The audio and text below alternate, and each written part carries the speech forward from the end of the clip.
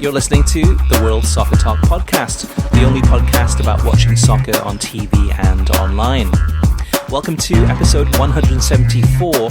Coming up on this week's show, ESPN gives German soccer a boost, insight into the MLS Orlando Tournament and what it means for soccer fans, Fanatiz launches a free version of their streaming service, Amazon adds a new highly recommended soccer documentary, plus we have letters from you, the listeners, in our mailbag section.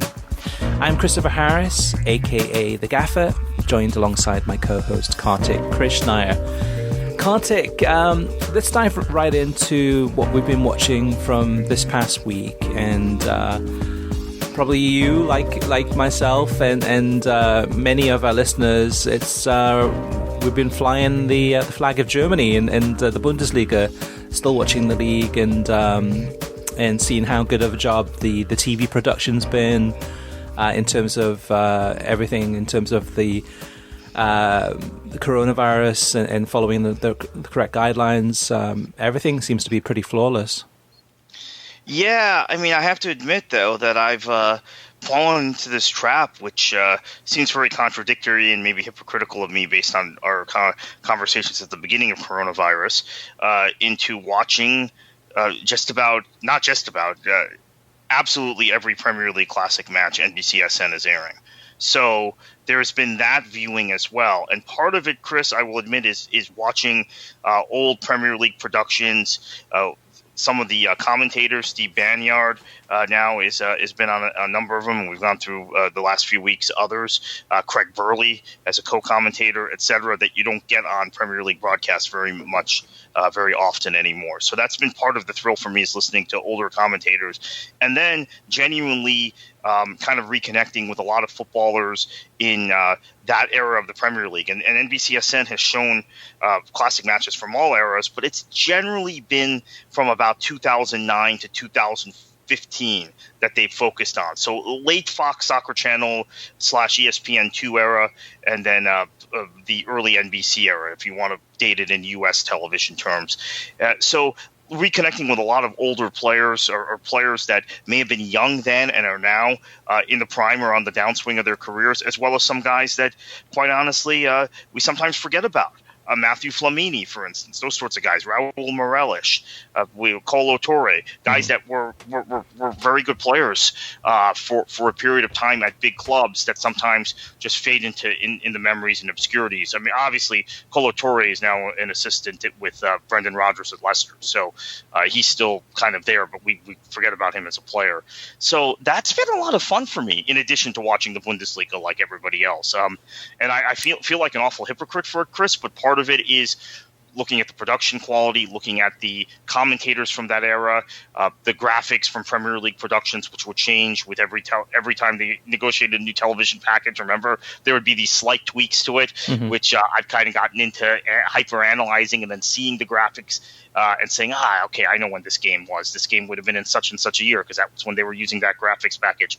The sort of thing that, like, media, I guess I would consider myself a media and TV critic, sportscasting geek, right? Critic, but geek also, would get into that I guess most people wouldn't.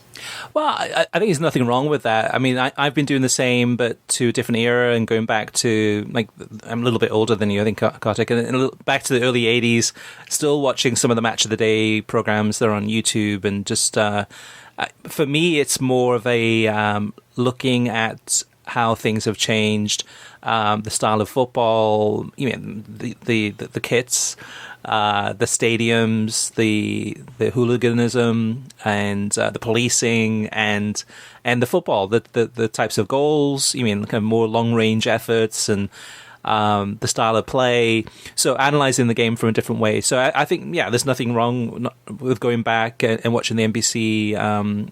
Kind of best of all the different years and stuff like that. I think it's a worthwhile effort too, and it also reminds us a lot too, no matter what era or no matter what league or what team or what we're watching, is that there's a lot of history, there's a lot of things that happened before the present day. Speaking of which, Kartik, last night, I don't think you've seen it, and I didn't tell you anything about it, so this is completely brand new and live. is I think Amazon released a bunch of new videos on their Amazon Prime Video service, because there was a bunch of new soccer stuff that came up in my recommended list. And one of them I was flipping through, and it was called "Do You Want to Win?" ? And I thought, let me check that out. It was spectacular, so superb. It's the story of Leeds United and the turnaround. It's a documentary about the turnaround from the team that was in the 1980s, had been relegated, I think, under Alan Clark, and were really at a low from the highs of it being in the 60s and 70s with a classic team under Don Revie. Brian Clough, of course, even for that short spell. But in the late 80s, relegated, running out of money, having a huge hooliganism problem, having a huge racist problem within the supporters, and how Howard Wilkinson was hired as manager. And that from then on, just talking about what he did to that team in terms of changing the club around, the mindset and everything, and getting promoted from the second tier to what was then the first division, and then within a couple of years winning the very last final first division title before it became the Premier League in 1992. And his interviews with Vinnie Jones, Gordon Strachan, Howard Wilkinson, there's quite a bit of time spent about Gary Speed, David Batty, I think Mel Sterland, a lot of these like really iconic Leeds United supporter players. And the thing that I like the most about it is it really captures the football culture, really from the fans to the players to the chairman. A real life documentary, really well done. And again, I'm not a Leeds United supporter by any means, but I highly recommend this one. That sounds amazing, Chris, because I think it's also important, and you talked about the Match of the Days you've been watching from the early 1980s. I think it's important for younger fans, newer fans of English football to understand the 1980s and how football was kind of a pariah game in England at the time, how some of the classic clubs who had done so well in the 1960s and 70s, Chelsea, Leeds, Manchester City. The 80s were horrible decades for all those clubs. For Manchester City, it started a little later. The early 80s were okay, and then it dipped in 1983.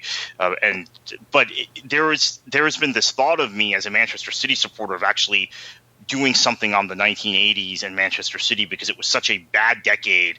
And I actually recently, for our friend Rami Sofi, had a questionnaire I answered for him about Manchester City and Manchester City history. And one thing that came up in it for me was, who are your greatest players ever, I was asked. And obviously you think of now Sergio Aguero, David Silva. Going back, you think of Summerby, you think of Colin Bell, and you think of Franny Lee. And Franny Lee was the chairman of Manchester City during that period, during the really bad period in the late 80s, early 90s. And and I said, he might be our greatest player ever, but no Manchester City supporter will say it because of his job as the president of the club. So that era, I think, is important for people to learn about. And Leeds had a huge hooligan problem. The city itself was going through this horrible period in terms of job losses and strife and trade union issues. There's a period of Leeds United history from about 1978 to 1990 where they're off the boil. So, or 1988-89. So I actually really look forward to watching this, and I think you could make a similar documentary about Chelsea, who had all kinds of problems in the 1980s. And Manchester City, Manchester United to a lesser extent. I mean, they were still competitive, though. I think they were more competitive than the other clubs I mentioned. United's problems were really in the 70s after Sir Matt Busby retired for the final time. But yeah, this sounds fantastic. Yeah, and I look forward to watching it. Yeah, some good footage in there too. And the thing is about the Premier League and NBC's SN is this is a type of program that I think that they probably would never show because it has no connection to the Premier League, even though technically, it's the same division and it just got completely changed and ripped out of the Football League and put it and kind of rebranded and became the Premier League. But really, really good documentary for fans of any club. I'd recommend that. In terms of soccer watching, I'll get to the Bundesliga in a second, but Wednesday saw the restart of the Portuguese league, the Primeira League, also known as Liga NOS. for sponsorship reasons. But I watched Famalicão against Porto, which, I mean, when Porto is playing, you always expect Porto to win. They're in first place, and they lost. So now the title race is wide open. This match was live on Goal TV, both in English and Spanish. And I've said this before, and I'll say it again, but the English language commentators on Goal TV are so bad. I mean, just absolutely awful. I mean, broken English. Within the first 30 seconds of the game, the commentator in his broken English said, "You mean, look at Porto. They made it into the end zone." And this is somebody who's, it's obviously either a Spanish speaker or a Portuguese speaker natively, and then just kind of butchering the English language commentary. It was so bad, I went ahead and actually switched it back to Goal TV in Espanol, in Spanish, and then just listened to and watched the game with a Spanish commentary. But the game was pretty good. I mean, the level of, I mean, you can tell that the players are still kind of getting back into things, but it's going to take a little bit of time to get them back to the same levels as they were before. And there was no crowd noise. It was just the players. The only major difference is they had the PA going. So as soon as a goal was scored, the PA began playing music, even though there's no one in the stadium. That was a little bit different, but overall, pretty good. I mean, it's not the highest level of football, but it's football, and I love it. Kartik, the Bundesliga. Okay, so speaking of love, I love the Bundesliga. I love the history, the goals. I mean, we've seen so many goals since the season restarted. But I'm beginning to kind of go back to what I've always thought about the Bundesliga, where this is not football as it's meant to be. It's Bayern Munich running away with a title. They have a plus 58 goal difference. And it's not just that they're winning matches. I mean, they're beating teams, 5-0, 6-0. I mean, just... And it feels like 12-0, honestly. Oh, yeah. These matches, yeah. And then the other thing is, too, is I can't think of any upsets or shocks we've seen since the restart. I mean, it's the level of football is good. It's high quality. The production's great. It's just the teams that are bad are bad. The teams that are good. And there's very little shock or upsets from what we've seen. Yeah, let me chime in on this because I watched the Bundesliga closely and have made this observation privately to people and actually publicly, and then parked it when the restart came and became kind of a cheerleader because I love the league. What we have seen in the last few years in the Bundesliga is this desire of teams at the bottom of the table to play football, to play their way out of trouble. And Fortuna Düsseldorf classic in this match. They're building from the back. They're trying to play like nice passing triangles at the Allianz against Bayern. I mean, I know you and I complain that when we watch the Premier League and we get a top of the table versus a bottom of the table clash, and inevitably the team at the bottom of the table sits back and bunkers and absorbs pressure and sticks 8 guys behind the ball. But at least that keeps the matches competitive. Usually the better team, the top team wins, right? But they have to grind it out. This is something that's been going on in the Bundesliga for 2 or 3 years, Chris, as someone who watches the league closely. And in that period you've seen, and it happened last year too. That's why Borussia Dortmund and Bayern, I don't know what their goal differences were last season, but it was probably similar. And they ran away from the rest of the league, those two teams. This year it's been a little more competitive because Bayern started poorly. But again, you're seeing generally, and this happens with Leverkusen too when they're on, under Peter Bosz, generally Leverkusen, Leipzig and Leverkusen when they're on, Dortmund and Bayern are beating teams 4-1, 5-1, 6-1, 5-0, 4-0, 4-0. So what you are seeing is a league where teams are all playing a similar style of football, which then inevitably the better team wins, or the team with the higher payroll, the better team, more quality. And two, it leads to my continued concern, and I was ripped on this 12 months ago, 8 to 12 months ago when I would post about it, that the defending in the Bundesliga is not really that much better than even Major League Soccer when it comes down to it. Now, maybe the attacking play is so much better that it shows up the defending, but I think now everyone's getting a taste of my critiques of the quality of play, not quality of play, because the play is quality, but the style of play and the growing gap between the top 4 or 5 in the league and everybody else, which was a Premier League problem until recently. Now the Bundesliga has a bigger problem, I think, than any league because it's such an attack-oriented league with everybody playing the same way.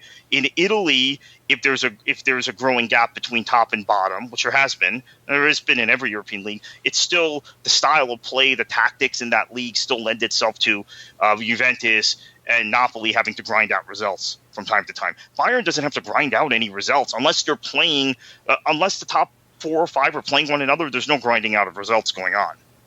Yeah, pretty much the only grinding out was that the 1-0 De Clasico victory. I mean, after they got the goal against Dortmund, right? Yeah, so it's the same thing. Dortmund. So I'll give you this example. Since the winter break, Dortmund has dropped points in only 2 matches, which were their 2 losses, which were to Leverkusen 4-3 in a classic Leverkusen Dortmund game because of how good those teams are attacking wise, and that their Klassiker 1-0. Otherwise, their matches haven't even been competitive. If you go look, Dortmund's winning every match 3-0, 4-0, 5-0, and yet Lucien Favre is going to get sacked, it appears, just because he can't beat Bayern. But they're still beating everyone else 4-0 or 5-0. So I'm with you. And to me, I've lost a lot of my, and I think I said this last week on the show, I lost a lot of my appetite for the league because Bayern beat Dortmund. I think the hope for so many of us was that would at very least be a draw and we would have a title race to the end. Now, Bayern is firing on all cylinders. I think you have to say Muller and Kimmich are 2 of the best players in their position in the world. And for Muller, it's a renaissance. And then Lewandowski obviously is the best number 9 in the world. So it's nice to watch from that perspective, but I don't like watching teams win 5-0 every week. That's a problem. Yeah, and we'll get to that in the TV ratings a little bit too, because those numbers reflect the predictability of the Bundesliga. The numbers each week are dropping, getting lower and lower. So when it restarted, we were in the 300s. Now we're in the 250s. So it's that does reflect kind of I think people enjoy watching the games, and I enjoy watching them too, because now, other than the Portuguese league and the Costa Rican league, this is pretty much all it's on, and I love the games. I just would like it to be more competitive.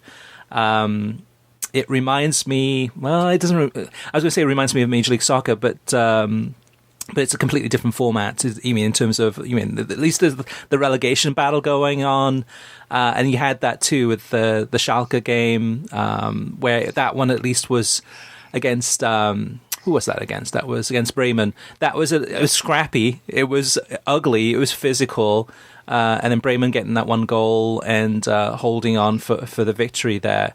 So the relegation games are the ones that kind of seem to be more full-blooded, but then they're not as attractive to the eye, but they are exciting from trying to see, okay, is Schalke going to get threatened to get pulled into a relegation area, or is Bremen going to get out of the relegation zone? Schalke should be fine, but Bremen, obviously, that win there helps them a lot. But in that game, though, Kartik, and actually over the weekend, we saw that Fox has changed their strategy a little bit with the halftime.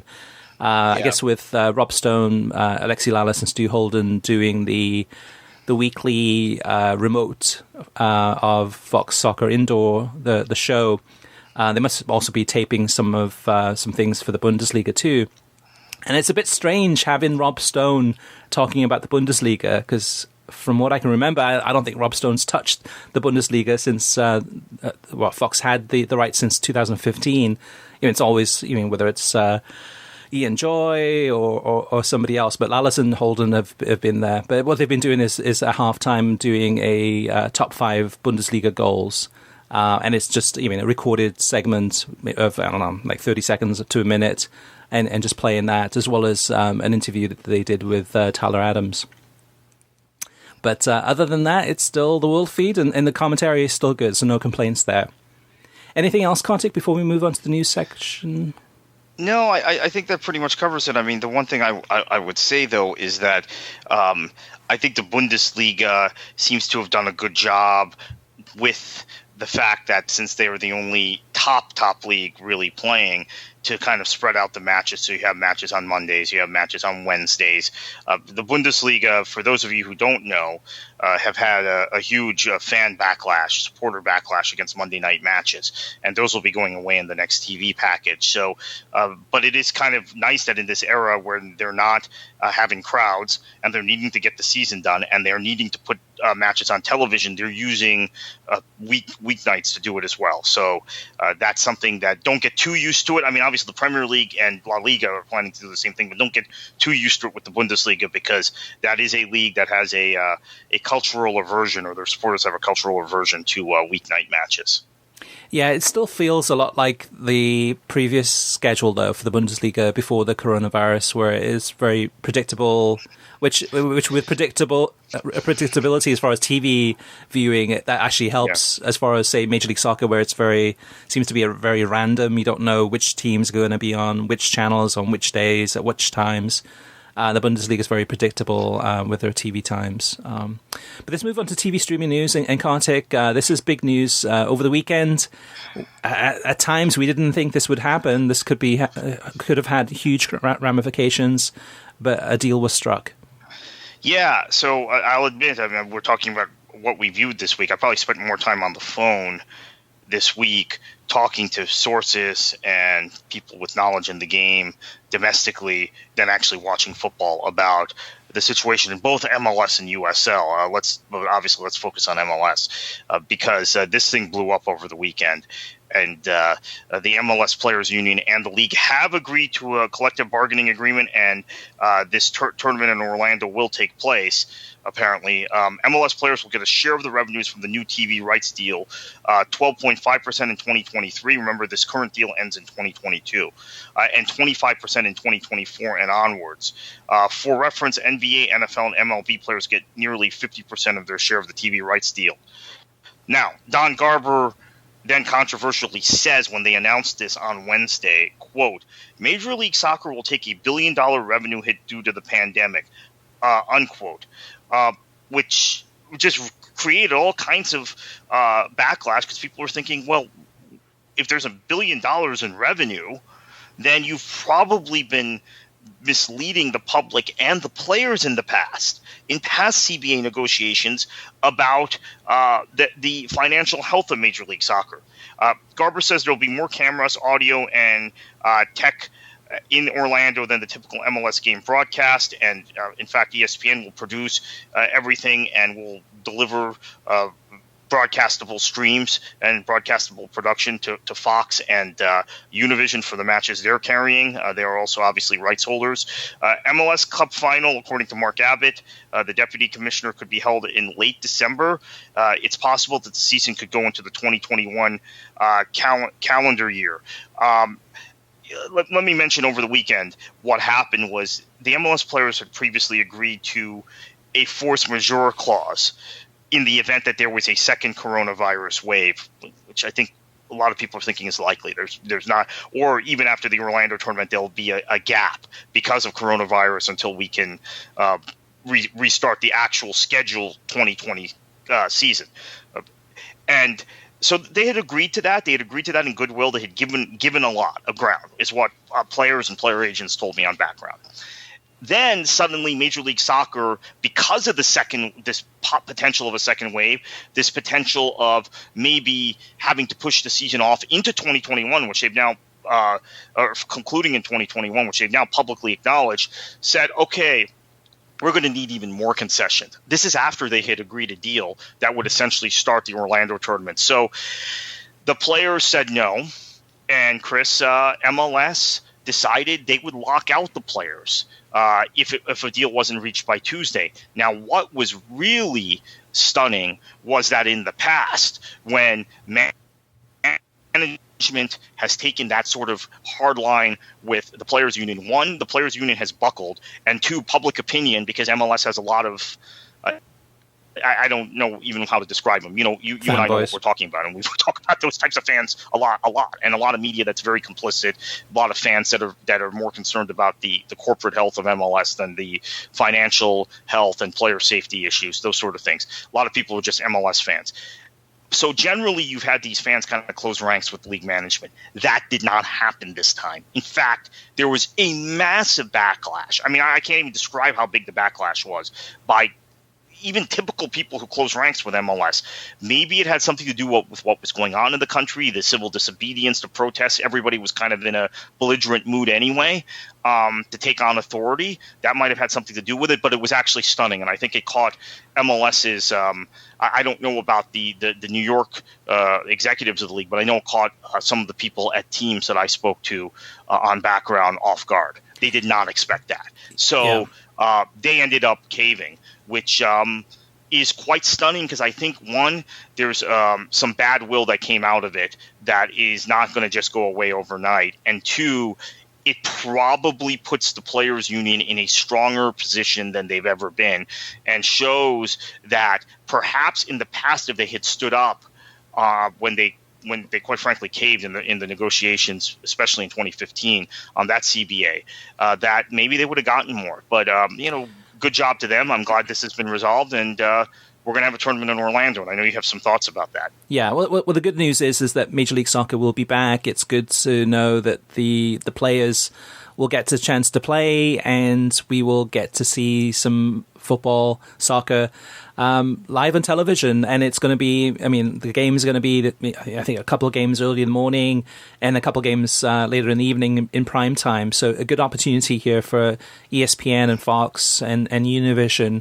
I wonder, though, Kartik, before we talk about the optics of this tournament, I wonder, though, the 12.5% revenue share for 2023 and then 25% in 2024 and onwards. So from 2024 and onwards, 25%, that's great. The 12.5%, I wonder if that is whether it's a indication perhaps that maybe MLS will try to renew the current TV deals for one more year before they go ahead and open up for bidding. There has been some speculation about that, so continue. No, go ahead, because that's just a thought. There was some speculation, and this was before the deal was reached. So I haven't circled back with. I talked to over a dozen people this between Saturday and Tuesday, and then or Saturday and Tuesday morning, and have not circled back since the deal was agreed. But there was a feeling that maybe MLS, because of the diminishing sum revenues also, which is something you pointed out on last week's show, Chris, and hadn't been really talked about in mass until this point, because of the diminishing revenues from some friendlies and some internationals, that they might just seek to roll over this deal to 2023 or 2024. They don't want to extend it too long term because they have CBS, they have Amazon, they have Turner, they have other people who might want to bid on DAZN, who might want to bid on MLS rights. At the same time, there's an acknowledgement that maybe going to market now with internationals shut down might be really poor timing. So there is a possibility that this happens. And that's the thing, though, too, Kartik. Club soccer is something that we can all watch those games, and those leagues are starting to come back. International football, national teams playing, that's a whole other ballgame, because you kind of think of, say, the United States. So, I think, wasn't it this summer that they were talking about having some of the teams from overseas come into the United States and play in some type of friendly tournament? Or imagine if the US went ahead and invited, say, England, I don't know, Italy, Spain, and Germany, said, hey, come on over to the United States. I think most of those national federations would say absolutely no chance are we coming to the United States with what's going on with the coronavirus and what's going on with the civil unrest. Thanks, but no thanks. We're concentrating on club soccer. The national game or the national team is kind of not even in the picture right now. And vice versa, too. I'm sure the U.S. is probably thinking, like the U.S. Soccer Federation, as far as the men and the women, probably it's going to be a while before they go ahead and start having those teams play in other countries, too. There's so much to get through to get to that point, and we're still focusing on the club soccer side of things. But yeah, that's a good point. But my take, Kartik, on this whole thing too is that so this tournament in Orlando, which is good news that it's going to happen, it's going to be very much like a World Cup tournament. So you'll have all the teams coming down to Orlando in about June 24th, training for a couple of weeks, and then around about July 9th, beginning this tournament, being split up, each team into different groups, and having a mini World Cup tournament. So after 3 games in that first round, the top teams advance, and the teams that were lower down, that didn't get as many points, they go home. And then you're down to 16 teams, and then those 16 teams go ahead and play out that tournament to win it and see who's the champion. In theory, that makes a lot of sense, because what else are you going to do? Are you going to try to play league games, which I'm trying to get as many league games in throughout the season, but that's not as attractive for the TV viewer. My concern, though, Kartik, is the optics of this. Is you and I have both been to the ESPN Wide World of Sports facility many times. I've probably been there a dozen times. It's a facility that's meant for youth soccer. I mean, youth sports. I mean, they play baseball there, they play basketball there, they play soccer there. But there's over 20 fields. It's set up for youth soccer. So I think there's 1 stand or maybe 2 stands in the complex. The biggest stand probably holds about maybe 1,000 people tops. And again, there won't be any fans there. But from the optics, from having the cameras there, and Don Garber's talking about having more cameras than an MLS game, is that facility is wide, expansive, open. It's not very pretty to look at from a television perspective. Now, you've got the Bundesliga. Yes, there's no fans in the stadium, but at least those games are being played in those home stadiums of those clubs. And like Gladbach, for example, are having the cardboard cutouts of the fans.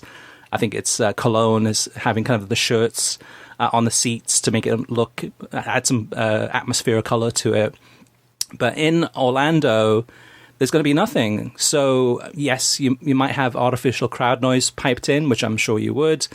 But I think everyone will watch that tournament, probably the first day or two. But after that, Kartik, I just wonder how much desire is there to watch the rest of the tournament if the look and feel of this is going to look like you're playing at a youth soccer facility for the rest of I think it's like 30 days that they'll be there. Yeah, and I have to say I'd expressed the same concern for the NBA because I've actually gone to – they're going to use the HP Pavilion, which is right – you walk right by it, right, when you walk to the youth soccer fields. And, in fact, you use the changing rooms in there sometimes. I've gone to college basketball games in the Disney Tournament, whatever it's called, Milk Challenge, I think it was called at one point, there. And it's not even an adequate facility, quite frankly, for college basketball. So I don't know how the NBA is going to play there. But similarly the soccer fields we've had, I think I mentioned before, we had a friendly between Schalke and Fort Lauderdale Strikers at the main, the kind of the stadium field, at one of the stadium fields at Disney, and the pitch condition was complained about by Schalke.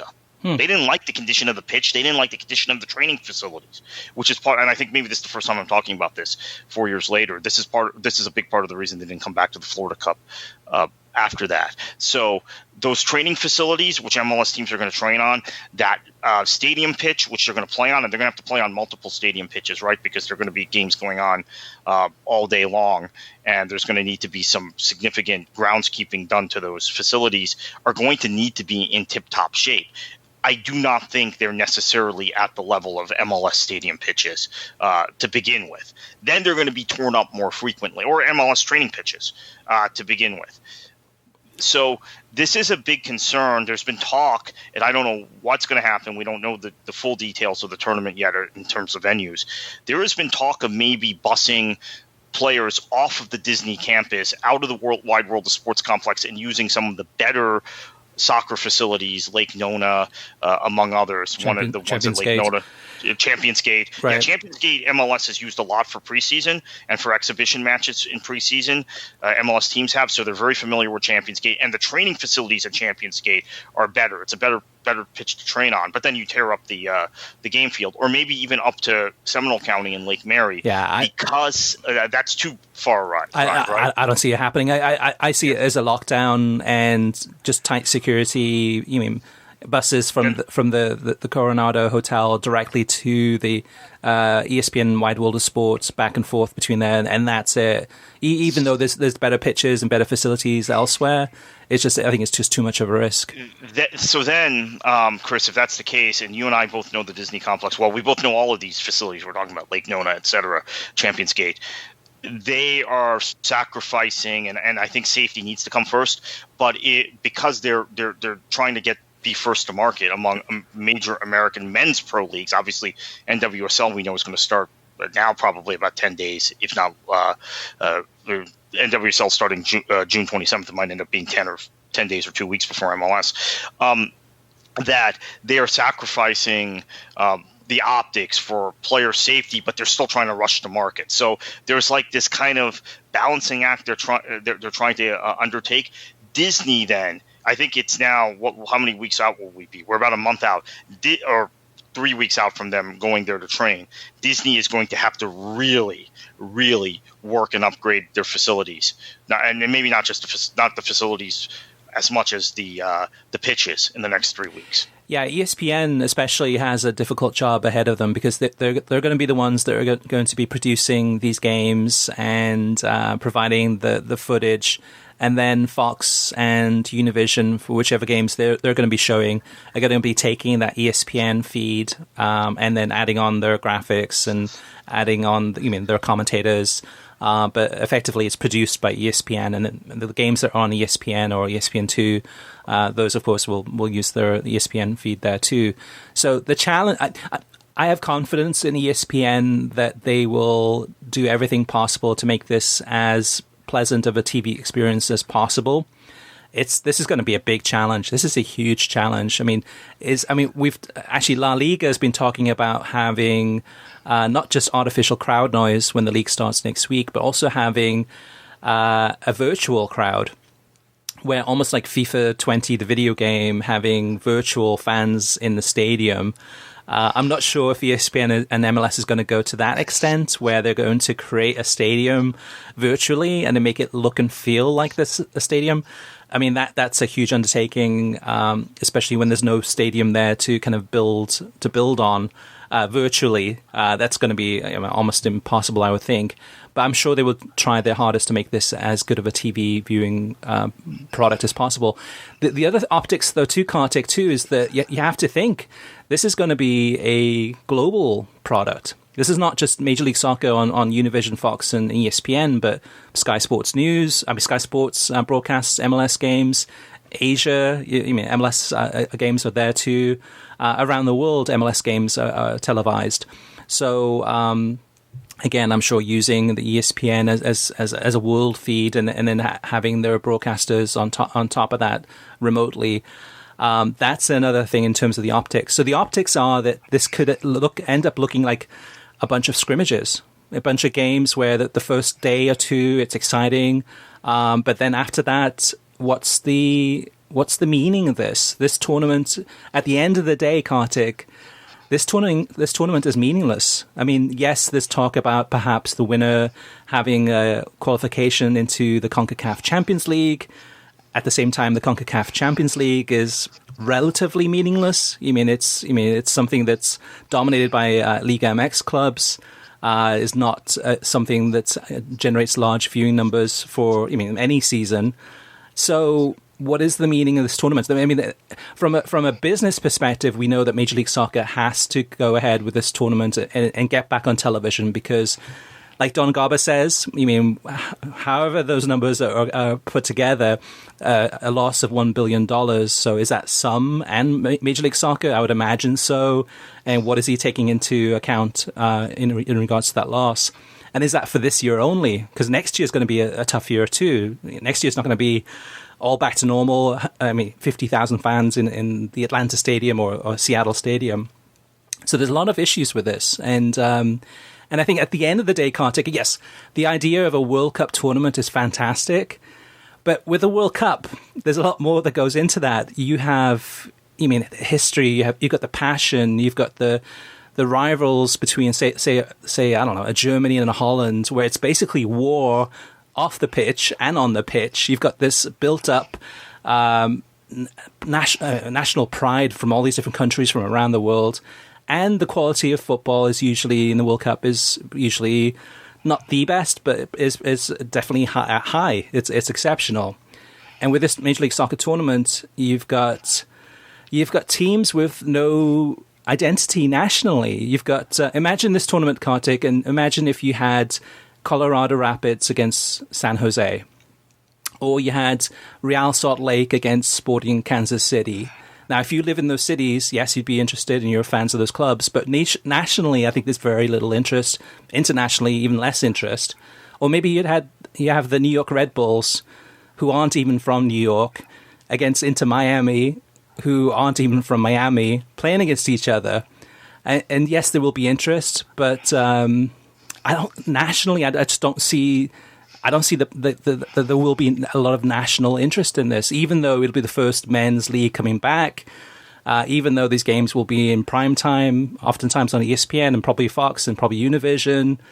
I just wonder the identity of these clubs. I think that's been an issue all along, even before the coronavirus, is with Major League Soccer. They've had a tough issue with clubs. The majority of clubs have no identity.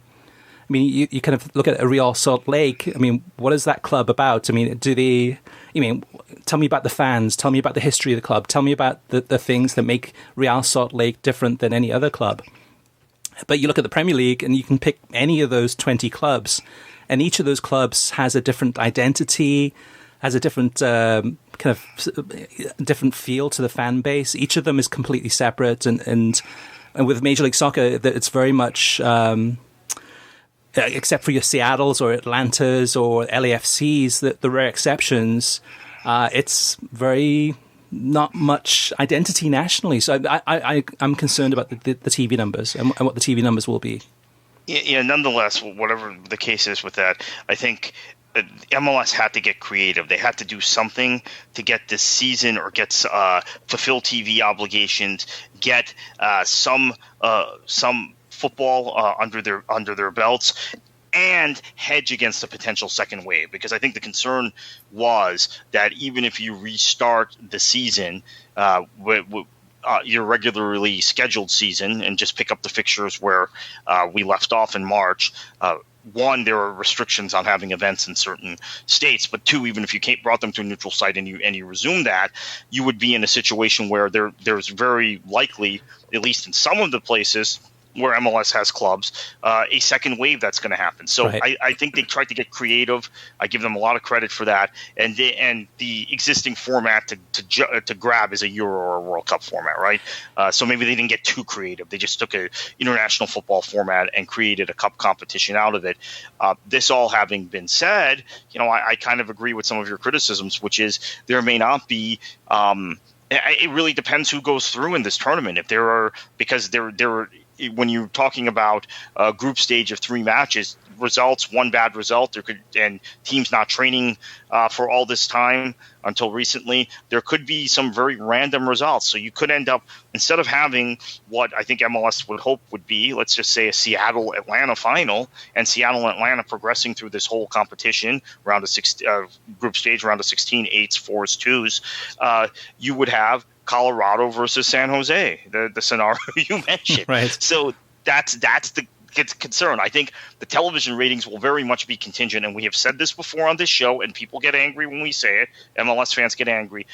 Seattle and Atlanta drive TV numbers in a way that the other clubs in the league just don't. Maybe LAFC to a lesser extent, but it's Seattle and Atlanta. They need those two teams to do as well as they can in this competition. If they do, when you add in the casual sports fan who doesn't have other primetime viewing, I think the ratings will be quite good. If it ends up being Colorado, San Jose, I think Minnesota has a very good team this year. Minnesota could be a team that wins this thing, but I don't know that they have any sort of national appeal right now. If the Houston Dynamo, by some chance, do really well, or Dallas, that's not good for MLS. So I think, unfortunately, the league has tried very hard to keep some sort of enforced parity, some sort of one-size-fits-all cookie-cutter philosophy about a lot of these clubs, but we have clubs. Seattle has a history going back to the 1970s. Atlanta has got this thing going on. There were clubs like Atlanta, Portland, I need to mention, under Merritt Paulson, yep. Seattle, and one or two others that have an outsized supporters base and actually can appeal to soccer fans in addition to casual sports fans in a way that other MLS clubs can't. So MLS is going to need, considering they're throwing, this is a huge gamble in terms of just their presence and trying to kickstart this thing. They're going to need those clubs to do as well as possible. I can't stress that enough. I think they are reliant on Seattle and Atlanta and Portland. Let's say those three clubs doing really well in this tournament. Yeah, and those clubs all have an identity, and it's not just the fan base, but it's also just a playing style, kind of a style of play that you can say, okay, that is a quintessential. Atlanta has, right, Atlanta right. is very clearly. I think from the very beginning, and this goes back maybe to bringing in Darren Neals from Spurs, right? Bringing in an executive who had a lot of experience in England and in Europe, that he right away wanted a DNA in that club rather than just throwing a bunch of guys out and playing like every other team in MLS. So Atlanta. So for those of you who have not watched MLS much, I would highly recommend you in this tournament you check out Atlanta, because the style of play under De Boer resembles a lot of what you see in the Netherlands and Spain, and their playing principles are like that. Most MLS clubs, they just, I don't know, they're pragmatic. It's the opposite of the Bundesliga, right? The Bundesliga, they all have this very nice way of playing. The MLS, most of the teams just bunker guys behind the ball, and it's very hard on the eye at times. And within Atlanta, I mean, Atlanta United has an identity within. You mean different cities. Seattle Sounders have an identity. It's just when you get outside of those cities and you look at the entire nation of the country, and you look at the United States and say, okay, what is going to, I don't know, a fan from Louisiana, what is that fan going to gravitate towards when there's no team near them? I mean, you've got the same thing too with Premier League clubs, that's just as one example, but you have, it seems to be, I mean, from me going to fan fests, some of these fans who have probably never set foot overseas into, say, the United Kingdom or into Europe or wherever, have a very close identity with that club. They identify with, say, Liverpool, and they know the history, they know what makes them unique, and they're kind of locked into that. I don't see that yet with Major League Soccer, and it's 25 years now, and it just seems to be very much just that parity. Other than the rare exceptions, kind of creates a lot of teams that just, almost the kits. I mean, the kits look very much like replicates, just like they look very similar, some of these kits. But this that's part of the problem. Okay, I'm sorry to jump in, but the Adidas, the fact that MLS has every club wearing Adidas kits is part of the reason the identity gets lost. Yeah. And in the early days of MLS, to their credit, even though it was always a single entity league, clubs went out and negotiated their own deals. So I was talking about this with someone this past week, that there was really some cool Kappa kits in the league. There was Umbro, obviously, with the Fusion, which you've talked about. There were some really cool Nike kits. But then once the league made a deal with Adidas in the early 2000s, that to put everybody in Adidas kits, the kits have gotten more and more boring and just generic, and kind of that guts the DNA also of right. Absolutely. And with this tournament, to me, it feels more like a contractual obligation. It doesn't feel like a organic, authentic tournament that's been created. I get it from MLS's perspective. They have to get back in the game. They're losing money, and they need to go ahead and fulfill the contractual obligation for the TV companies, but also the sponsorships, and maybe even add some sponsorships for this tournament. But the whole thing seems very fake. I mean, this is something that's been created out of nothing. In future years, will any of us remember who won the 2020, whatever it's going to be called, Cup from Orlando? Will it be like Superliga? Look, I liked Superliga. I actually am one of the few people who would still say, hey, I really enjoyed the Superliga tournament. Some did for 3 or 4 years in the late, from 2007 to like 2010. They even flew Howard Webb over for one of the, who's now actually works for MLS, but at the time was the top official maybe in the world. They actually flew him over for a final of one of those tournaments. And but if you talk about Superliga now, who won Superliga? You know, do you remember Superliga? It's a no. Yeah, no one remembers it. Yeah, I always forget it until you mention it every time. Yeah, but I actually enjoyed it. I mean, I've heard a bigger things deal too. out of it than maybe anyone else in the media at the time, and even I forget who won it. I mean, I guess that's the problem is that these unless you have some consistency. There was also, Chris, I don't know if you remember this, the Pan Pacific Cup that some put together with the K League and the J League and the A League, and the whole idea was to showcase David Beckham in these places. Right. And unfortunately for MLS, what we learned was MLS teams could compete with A League teams and maybe a K League team, but the J League was way beyond MLS in that tournament, and that got very quietly canceled. So they've had these kind of ideas, these concepts, which I thought were kind of cool. I thought Trans-Pacific was like a really good idea, but when MLS teams couldn't win it, and was kind of maybe the same thing with Superliga, right? They shelved it. But Kartik, out of all the leagues worldwide, I mean, you look at Asia, you look at Europe, you look at South America, you look at North America, Major League Soccer, probably the pandemic hit at the absolute worst time for Major League Soccer.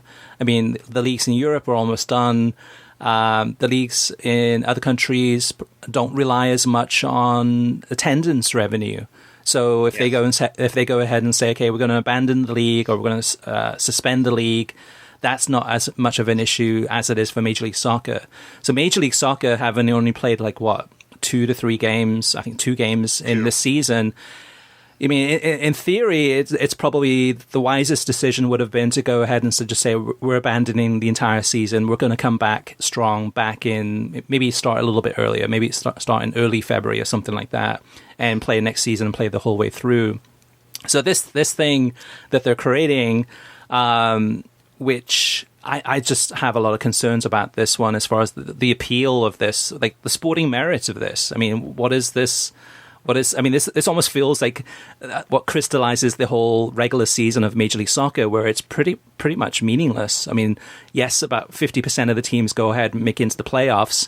This is almost kind of a stopgap measure to try to get MLS to the point of the playoffs, and then hoping that by the fall that things will be better, where games can be played and they can somehow put together some playoff system that will lead to an MLS Cup, and then MLS Cup is kind of where the champions are named.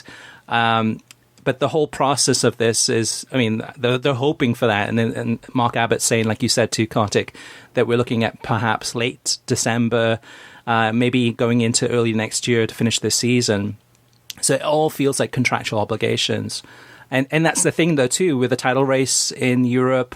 There's only, less than 10 games to go for most of the leagues. And there you've got a opportunity to finish those off and declare champions and figure out who's getting relegated, who's getting promoted, and move on from there. With MLS, it's a lot more difficult. All right, Kartik, moving on to some other news. So in terms of talking about the leagues coming back, we've discussed the Portuguese league. Serie A is going to resume on June 20th. The weekend before that, Coppa Italia semi-finals on June 13th or June 14th are scheduled to kick off. The actual so the Serie A schedule for the first couple of weeks, I think we have at worldsoccertalk.com. Also on June 20th, the Championship is back, and as of recording of this podcast on Thursday, we don't have the schedule yet for those games, but the Championship in England is back. And then Major League Soccer, tentatively now we're looking at what was originally July 1st. We're looking now at about July 9th for the tournament to kick off. And Kartik, in brighter news, there's some big news coming next week for fans of German soccer. Yeah, so the German Cup semifinals, both of them, will be on big ESPN and on ESPN Deportes, which is quite different than than what we've seen from Fox. They're putting and they've already put some promotion behind this on the ESPN FC program. Big contrast with Fox. And there's been a lot of concern that there are only 4 games contractually, right, in the Bundesliga contract starting next year that will be put on broadcast television or on over-the-air television. However, now you're beginning to see ESPN has some flexibility, right? They're pragmatic in seeing, okay, there's some demand for this. Why don't we put these games on regular ESPN? Also, I should say that I've heard from multiple people, multiple sources, that there is a good possibility when Serie A returns, which you just talked about a moment ago, that we will see more games on ESPN and ESPN2 and ESPN News than we're accustomed to seeing. So that's all very good news and shows ESPN's pragmatism, even though they're having the same financial issues, even though they're having the same staff cutbacks as Fox. There is a larger institutional commitment to doing things properly. Is that the right word? Yeah. I'm sorry, that sounds really condescending to Fox. Maybe that's too strong, but doing things in a more presentable way, let's say it that way. Yeah, and ESPN has had the rights to the DFB Pokal Cup, the German Cup, for a few years now too. So this is not part of the actual deal for the Bundesliga. But for those who are interested, go to our website, worldsoccertalk.com, and you'll see the schedule for the games on Tuesday and Wednesday in those semifinals, which are often great games. And there I can see those games being a lot more competitive than the league itself so far this year. Last but not least, Kartik, big changes at Fanatiz, which is the legal streaming service. They have headquartered in Miami, and they've been around since 2017. What they've announced this week is that they've added an Android app, so you'll be able to, if you have a smart TV, be able to watch Fanatiz through the app through certain smart TVs.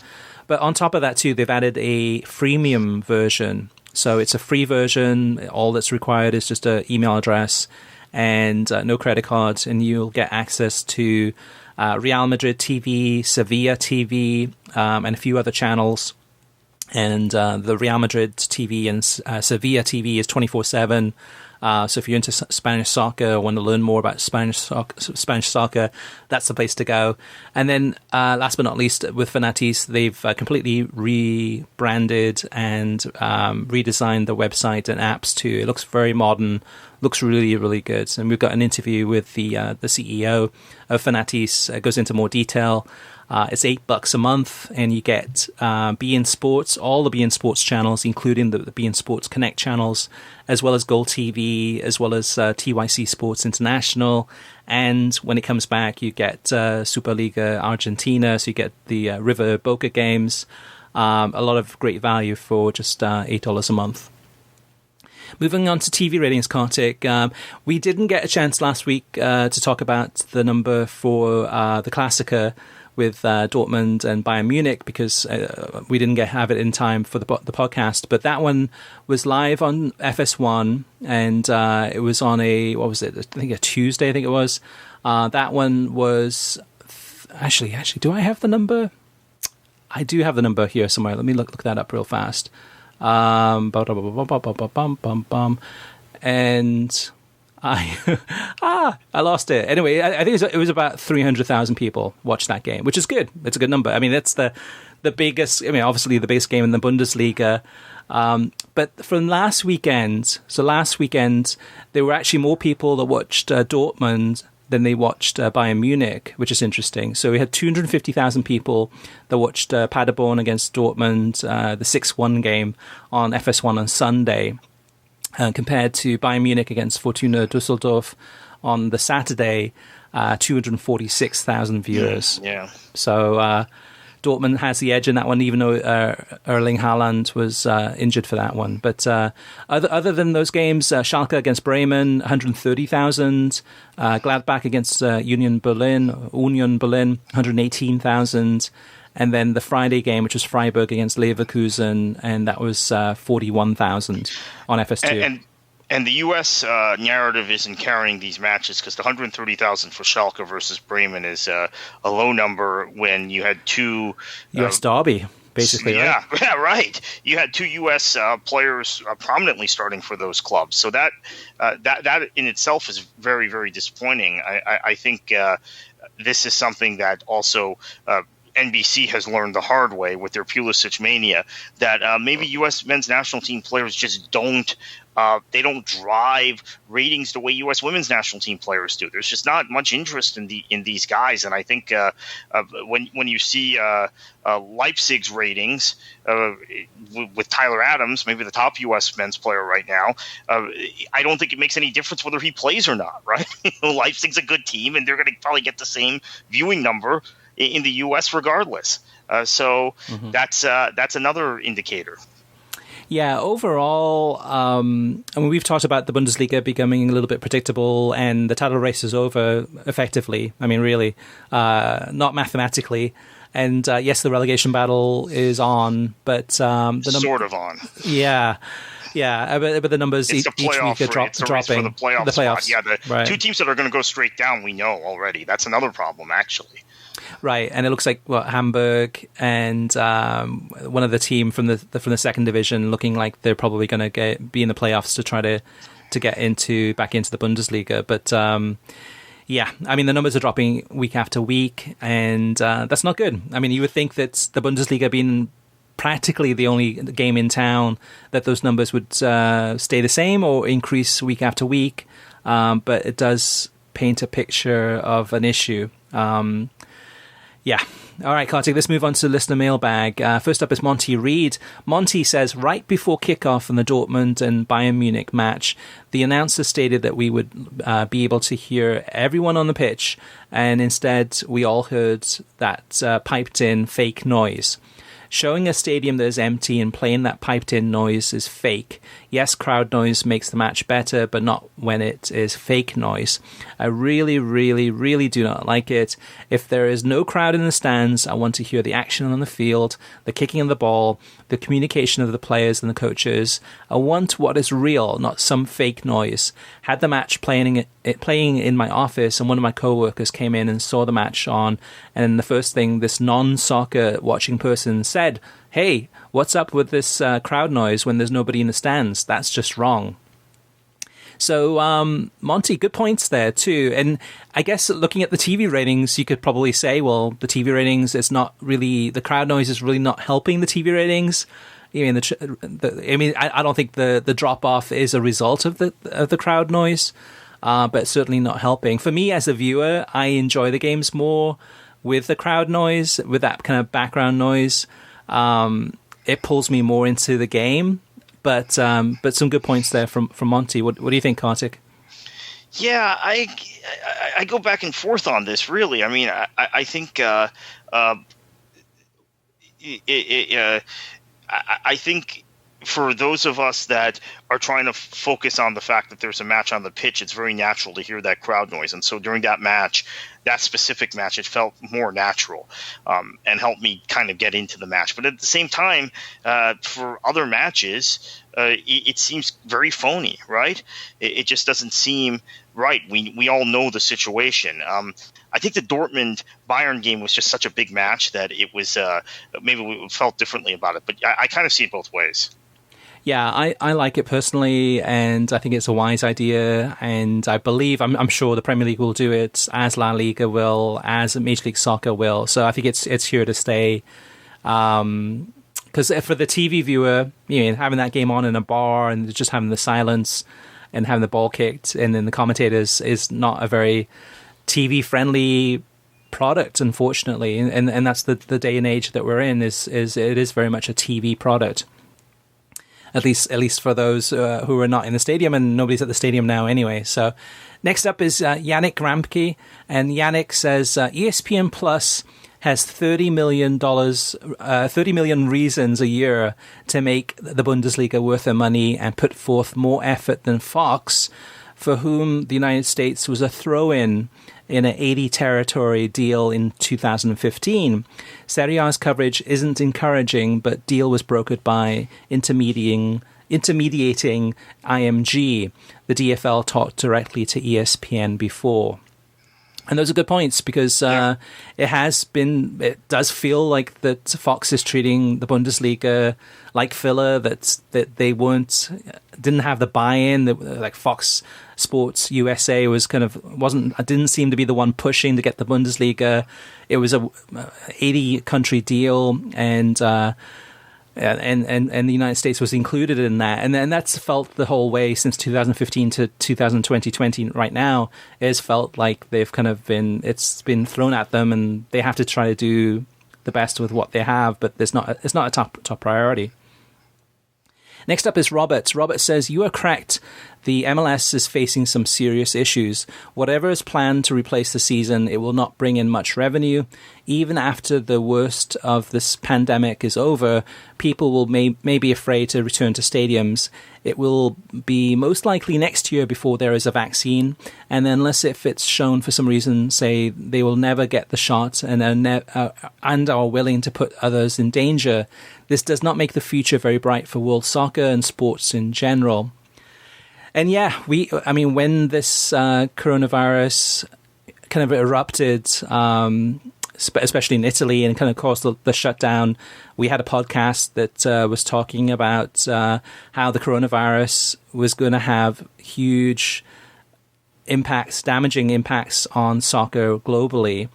And we still haven't felt all of it yet. I mean, and I think it's actually probably going to be much worse than I first feared, Kartik, which is not good news, from all levels, from youth soccer all the way up to the highest level. And in terms of even the transfer windows, everything, I think a lot of companies throughout the soccer landscape have lost money and are losing tons of money. And there's a lot of fear and anxiety going on. At the same time, we haven't mentioned it yet today, but DAZN, we've talked about before, going through some financial issues with their billionaire owner, are now looking to sell Goal.com, which is owned by the DAZN parent group, and I think looking for to sell that for $125 million to an investment company. So looking to kind of get some cash there to keep DAZN running and to make it viable in the future. But yeah, I think Robert's got some good points there, Kartik. Yeah, I agree, and I think that there's. You mentioned the DAZN situation. They continue to be a major player for rights outside the U.S. The assumption is if they can keep this thing going, they can bid on MLS in 2022, or if the deal is rolled over for a year or two after that. But this is a very difficult time, I think, for all of soccer in the U.S. And we didn't get into USL today. Maybe we will in a future episode. But they've got some serious decisions to make. They're trying to restart the season, the American Second Division, and there is some incredible resistance from the clubs, because I think the clubs in that league are even more dependent on gate revenue, and there doesn't seem to be for some of the clubs and for MLS reserve teams, the impetus, if you're not getting gate revenue, to actually kick a ball. So, and who knows, based on where their clubs are, when they could actually open up to crowds again. We're probably looking at 2021. So tough times, and every league in the country is going through that. And as we talked about extensively earlier, MLS they had to get creative with this solution for the Orlando tournament, but it's still a gamble, right? And there's still a lot to be seen. I mean, I credit to them for getting this far. But we'll see if it, in fact, stops the bleeding or not. Well, one more thing about that too, Kartik, is the national teams. And you look at CONCACAF, and you look at the U.S. Soccer Federation, and you look at the FMF from Mexico, and I wonder, when is the next time that, say, a Mexico-United States game, which is a guaranteed sellout, is going to have a crowd of 50 to 60 to 70 to 80,000 people in the stadium, all packed in, paying huge ticket prices for games like that. That's a cash cow for CONCACAF and for some, and US Soccer and the FMF. and not just US and Mexico, but even the Gold Cup. And the next Gold Cup is the summer of 2021. Where you're going to have teams from around the CONCACAF region coming to the United States mostly to play games. Those games are going to be behind closed doors. If they're not behind closed doors, will those have the same capacity, the same attendance numbers that we've seen in previous tournaments? Are the Mexican fans going to turn out in large numbers? Are the US fans going to turn out in large numbers? So it has a direct impact on a lot of these deals. And again, at the end of the day, the leagues and confederations that will benefit the most are the ones that have the largest number in revenue with TV deals. Those will be the winners as long as the games continue. The ones that are tied to the attendances are going to be in serious trouble. So before we go here, I think where I do find some truth in Garber's 1 billion number, I think it's still disingenuous, as we've talked about, and there was so much pushback on social media, et cetera, when he said it. But I do think that he might be accounting for future losses for some, and some which is the driver of healthy profits, I think, for Major League Soccer and Major League Soccer's clubs generally, is now going to be a money loser in 2020 and perhaps in 2021, or at least for a large portion of 2021. I don't think you can have that Mexico-U.S. Friendly in front of 90,000 people at the Coliseum or Rose Bowl until, I guess the lead up to the Gold Cup in 2021, or maybe it's after. I don't know. So that might be what he was trying to convey, and he got sloppy in how he conveyed it. But I think maybe he's talking about future losses and how much this pandemic is going to cost MLS and some down the road. Now, he did, I think, if I remember correctly, listening to the call, he did say so far, or he implied so far, which is an absolutely absurd notion. But I do think they are now concerned about some not being able to generate profits. They're concerned about a second wave, which is why they tried to push this force majeure clause into the CBA, which led to the showdown this past week. There's a lot of nervousness there that, and I have to give you credit, Chris, because I thought they were going to have problems, but I didn't think their problems were going to be significantly worse than other sports or other leagues when we shut down in March. Now we're seeing they're in some trouble, and the way they handled the force majeure thing, the fact that they tried to push that at the last minute indicates to me and indicates to a lot of people I've spoken to, they are in bigger trouble than we thought they were, or that how they had represented it previously. Yeah, and the big goal in this, all of this, the big kind of shining light at the top of this is the 2026 World Cup, and that is the cash cow that some Major League Soccer, US Soccer is looking at and saying, okay, that is going to be, the biggest World Cup ever, most number of teams.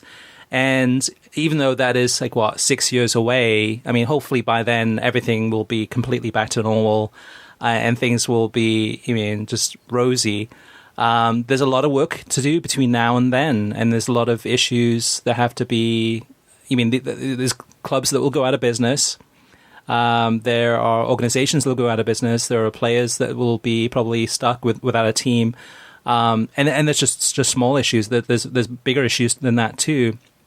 There's a lot of business issues, and whether leagues will continue. You look at Major League Soccer. I'm sure will find a way to stay afloat and keep on going. But then you mentioned the USL. You mentioned some of the other leagues, the lower leagues. That system is in jeopardy. So this is huge. This, and going into this season, Kartik, the MLS season, we were talking about how MLS. This was the perfect year. This was good. They were perfectly placed. With the TV deals, with all the interest from DAZN and BR Live and CBS and Amazon and all these streaming platforms looking to acquire sports, which they still are, but those companies are still at the same time dealing with a lot of financial issues. And a DAZN, for example, is not going to be able to put in as big of a bid as they were just 3 months ago, just as one example. And everything was perfectly placed for this year to be the most successful one for MLS probably ever.